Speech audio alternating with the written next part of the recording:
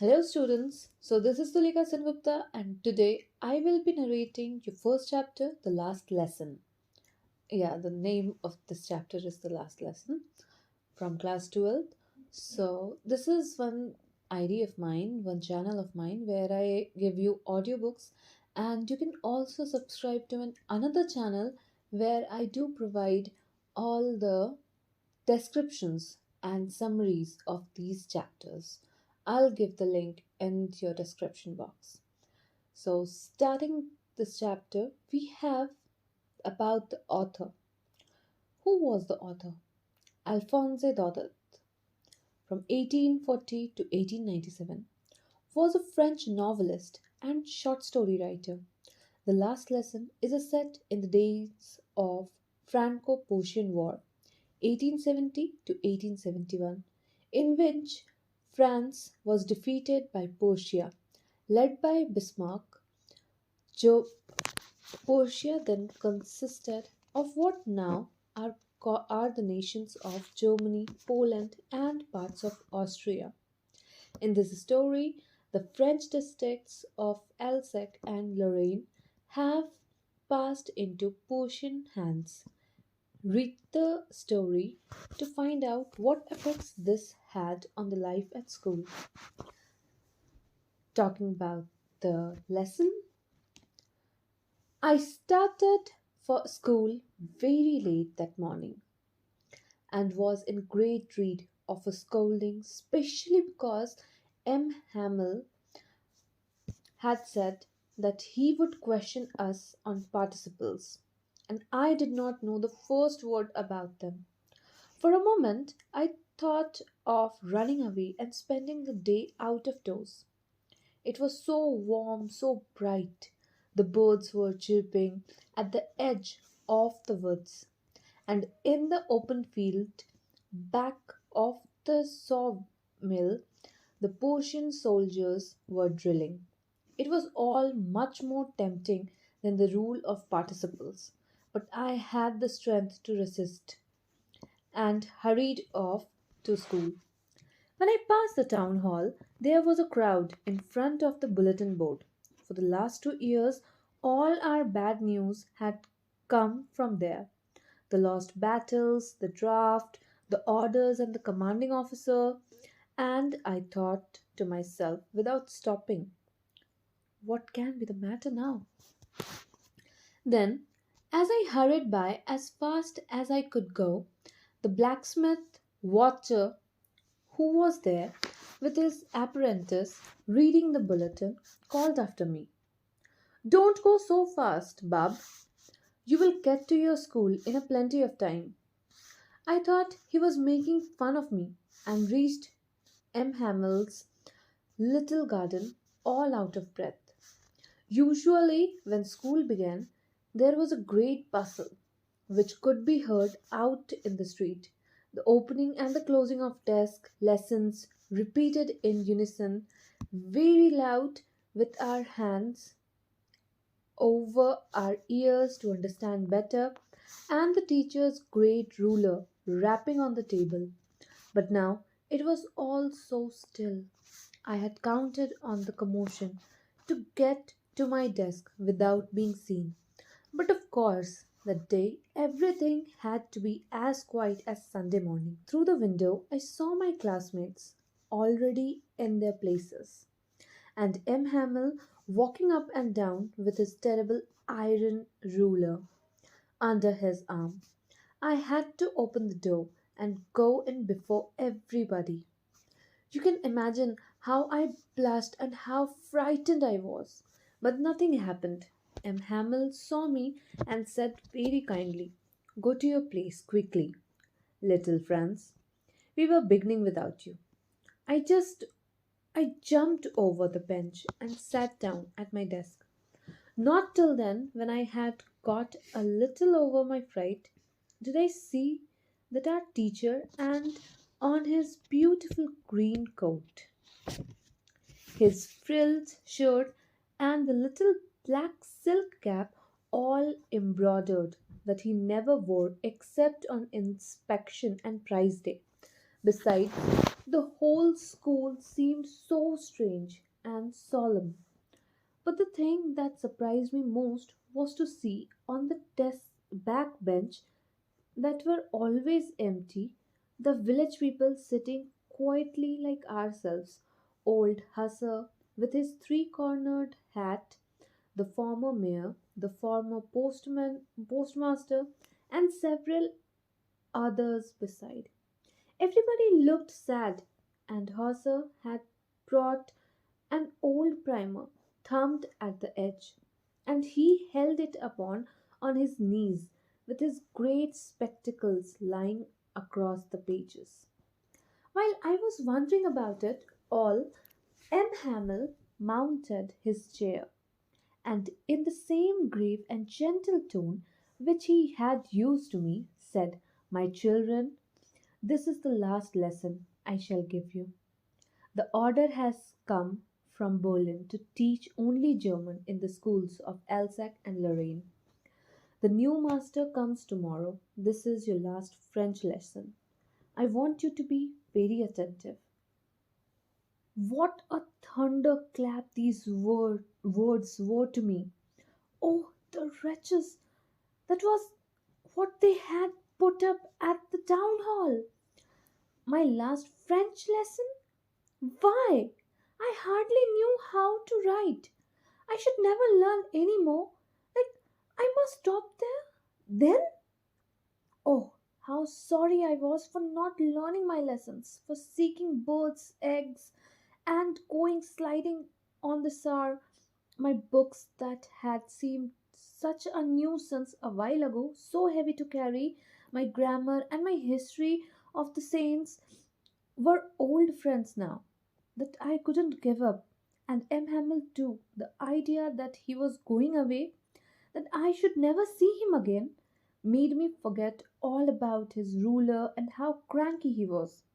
Poor man, I was in honor of this last lesson that he had put on his fine Sunday clothes. And now I understood why the old men of the village were sitting there in the back of the room.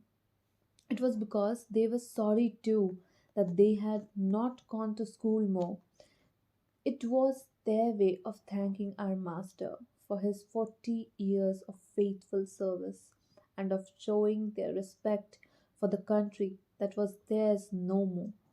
While I was thinking of all this, I heard my name called. It was my turn to recite. What would I not have given to be able to say that dreadful rule for the participles, although very loud and clear and without any one mistake? But I got mixed up on the first word and stood there, holding onto my desk, my heart beating and not daring to look up. I heard M. Hamel say to me, "I won't scold you, little Franz. You must feel bad enough. See how it is. Every day we have said to ourselves, 'Bah, I have plenty of time. I will learn it tomorrow.' And how you see where we have come out. Ah, that's the great trouble with Elzek. She puts off learning till tomorrow.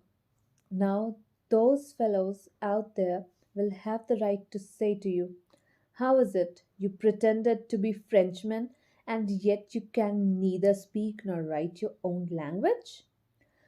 But you are not the worst, poor little Franz. We have all a great deal to reproach ourselves with. Your parents were not anxious enough to have you learn.